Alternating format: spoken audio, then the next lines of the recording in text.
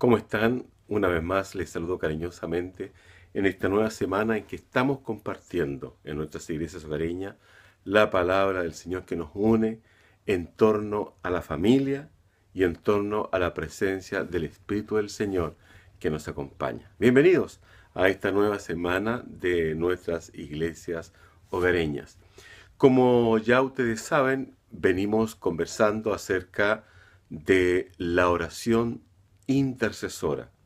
Y hemos visto que el Señor a nosotros, a todos sus hijos, nos ha invitado y nos ha llamado para ser intercesores, para interceder, para ponernos delante de Dios y así clamar también generosamente por aquellos que están en necesidad, no mirando solamente por nosotros, por nuestra familia, sino que también fuera de nuestro círculo, por nuestra iglesia, por el vecindario, por la ciudad, por la nación, aún por el mundo entero y las circunstancias por las cuales está atravesando distintas áreas o continentes de este planeta.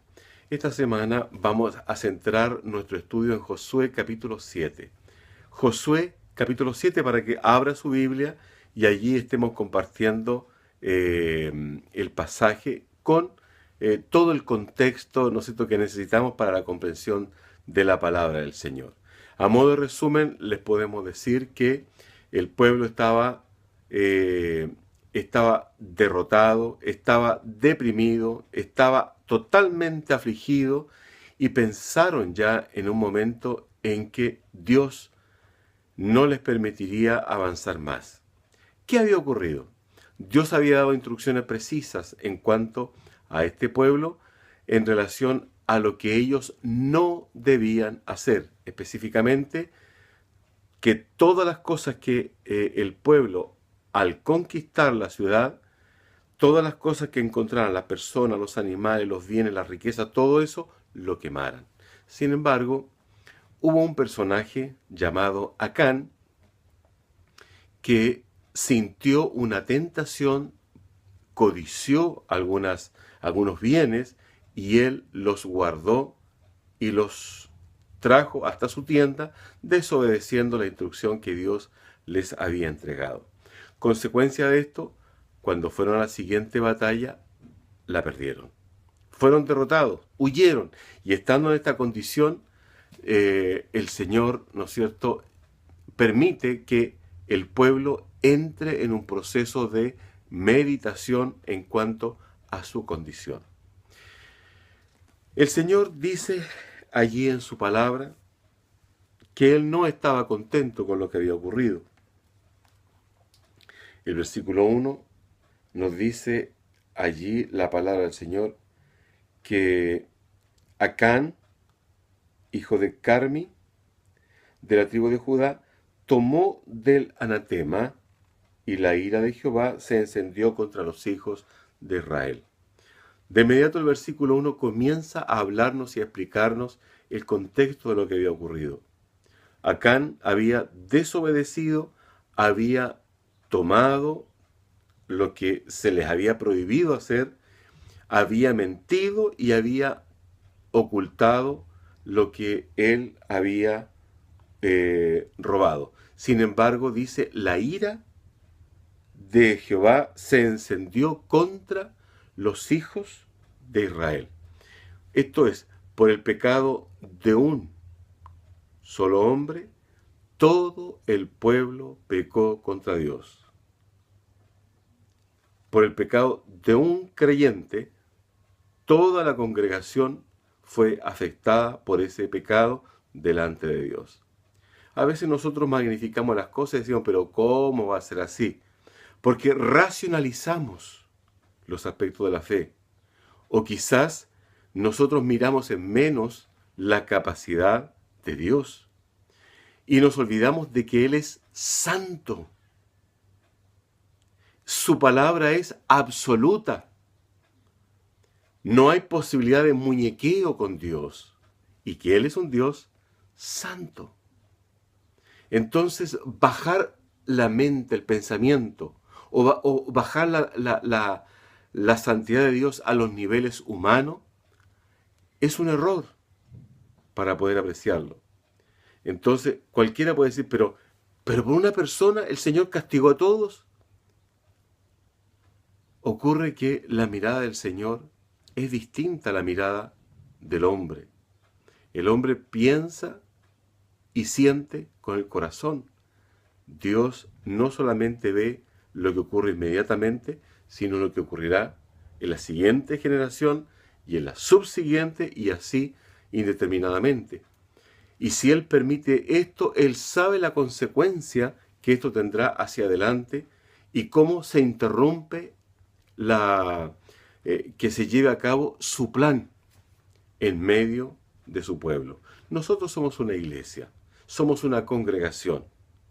Y aquí hay un llamado directo para nosotros a la reflexión, a mirarnos, a examinarnos. ¿Cómo estoy yo delante del Señor?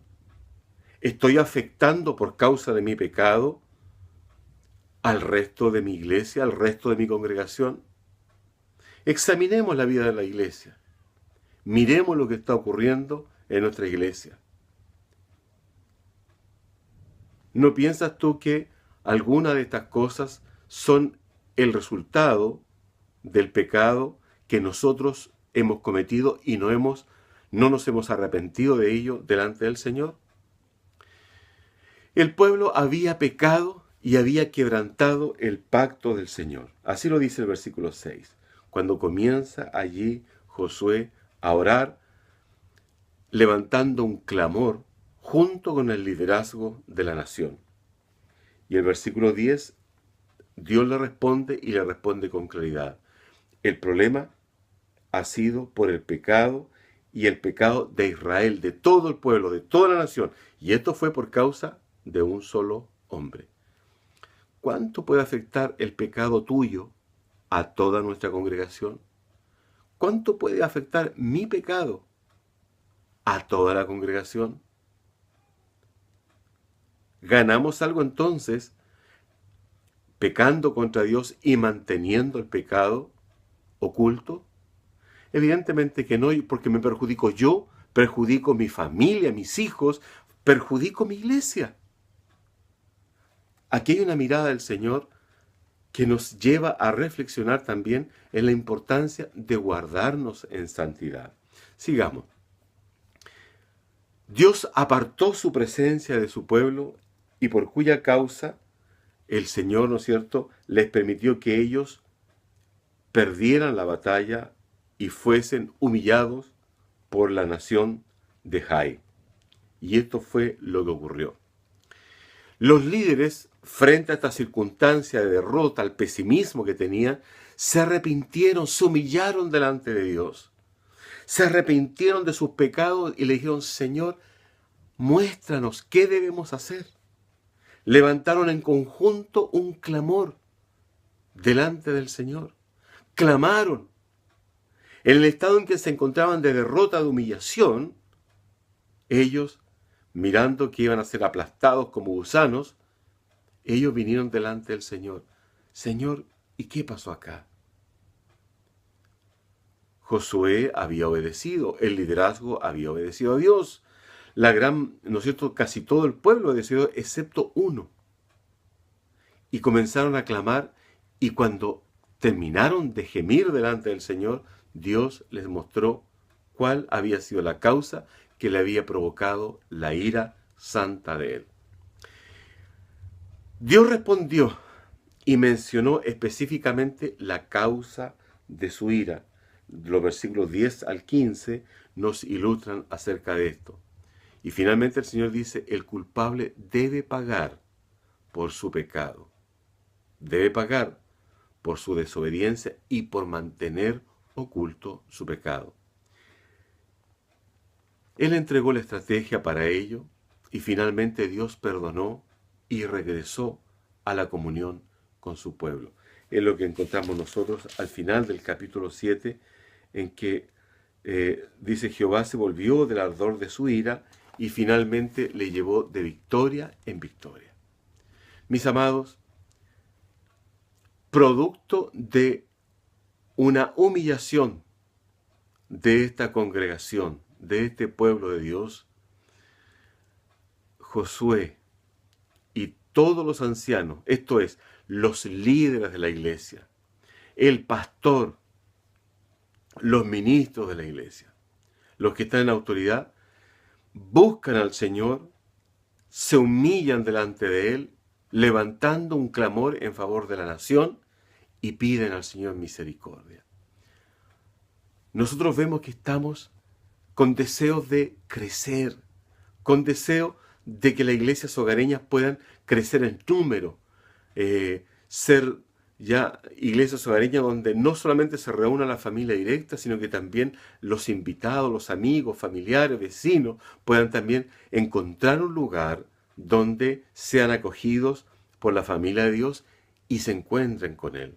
En segundo lugar, debemos también pensar en multiplicar, en que haya muchas más iglesias hogareñas, pero parecía que estamos estancados.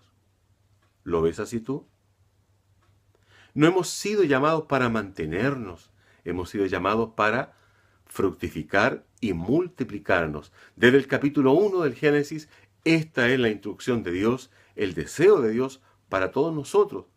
Por consiguiente, pastores de iglesias hogareñas, ministros de la iglesia, es tiempo de unirnos en un clamor delante del Señor para que Él nos muestre dónde estamos siendo débiles, o si hay alguien que está en pecado y está contaminando a toda la iglesia, para poder también ayudarle a Él a que se arrepienta y vuelva al Señor y su bendición permanezca con nosotros. Que Dios les bendiga.